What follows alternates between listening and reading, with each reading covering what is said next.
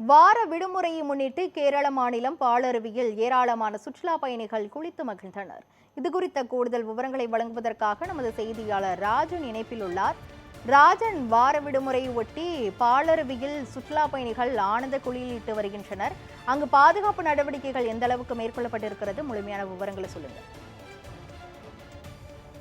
அதாவது விடுமுறை தினம் என்றாலே குடும்பமாய் சுற்றுலா தலங்களுக்கு பொதுமக்கள் செல்வது வழக்கம்.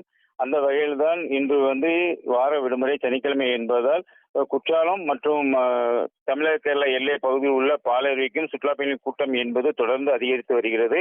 குறிப்பாக இந்த சீசன் காலம், அதாவது வருடந்தோறும் இந்த பாலருவியும் சரி, இந்த குற்றாலமும் சரி, வருடந்தோறும் ஜூன், ஜூலை, ஆகஸ்ட் ஆகிய 3 மாதங்கள் தான் சீசன் காலமாகும்.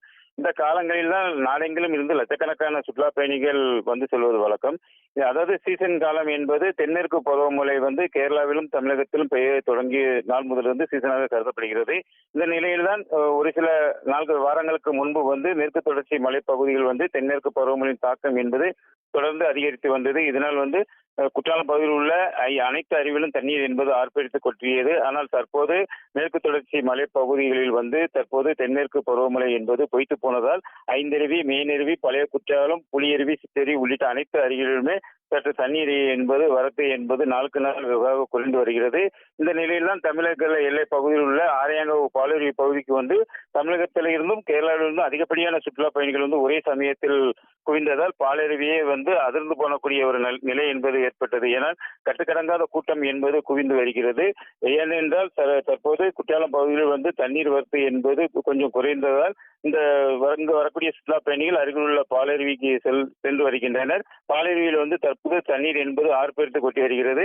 சில நாட்களுக்கு முன்பு பெய்த கனமழையின் காரணமாக அந்த பாலருவியில் மெயினருவி பகுதி மட்டும் சுற்றுலா பயணி குளிப்பதற்கு தடை என்பது நீடிக்கப்பட்டிருந்தது. தற்போது அந்த மழையின் தாக்கம் குறைந்து தற்போது அந்த அருவியில் தண்ணீர் என்பது சீராக விழுவதால் அந்த பகுதியிலும் சுற்றுலா பயணி குளிப்பதற்கு வனத்துறை அனுமதி அளிக்கப்பட்டுள்ளது. தற்போது பாலருவியில் அந்த கார் பார்க்கிங்கில் இருந்து சுமார் ஒரு 4.5 கிலோமீட்டர் உள்பகுதி சென்று அந்த அருவியில் குளிக்க அந்த கேரளா வனத்துறை மூலமாக பிரத்யேகமாக வாகன ஏற்பாடு செய்யப்பட்டுள்ளது. அந்த வாகனத்தில் தான் செல்ல வேண்டும். அது ஒரு பெரிய அடர்ந்த வனப்பகுதி வழியாக அந்த செல்லக்கூடிய அந்த சாலை என்பதால் பாலருவியை அதிகப்படியான சுற்றுலா பயணிகள் கண்டு ரசித்து வருகின்றனர். இந்த நிலையில் தான் ஒரு சுற்றுலா பயணிகள் அந்த பாலருவியில் சென்று குளித்து வருவதற்கு 70 ரூபாய் கட்டணம் வசூலிக்கப்படுகிறது. தற்போது குற்றாலம் அருவிகளில் சுற்றுலா பயணிகள் எதிர்பார்த்த அளவுக்கு தண்ணீர் இல்லாத ஒரு காரணத்தினால் பாலருவியை நோக்கி தொடர்ந்து சென்று வருகின்றனர். இந்த நிலையில் வார விடுமுறை நாட்கள் என்பதால் அந்த பாலருவி பகுதியிலும் சரி, குற்றாலம் பகுதியும் சரி, சுற்றுலா பயணிகள் வருகை என்பது அதிகரித்தாலும் குற்றாலத்தில் நீர்வரத்து சற்று குறைந்து உள்ளது. அதனால் பாலருவியில் குற்றாலம் சுற்றுலா பயணிகள் என்பது நிரம்பி வருகிறது. நாளையும் விடுமுறை தினம் என்பதால் அதிகாலை முதலே சுற்றுலா பயணிகள் அங்கு செல்வதற்கு அது முழுக்க வனத்துறை, கேரள வனத்துறை கட்டுப்பாட்டில் உள்ளதால் வனத்துறை ஊழியர்கள் தீவிர பாதுகாப்பு பணிகளில் ஈடுபட்டு வருகின்றனர். பிரத்யேகமாக பல வாகனங்கள் வைத்து இந்த சுற்றுலா பயணிகள் அருவிக்கு கொண்டு செல்வதற்கு பிரத்யேகமாக வாகன ஏற்பாடு செய்யப்பட்டுள்ளது. இயல்பை விட அதிகமான கூட்டம் என்பது தற்போது பாலருவியில் நிரம்பி வருகிறது.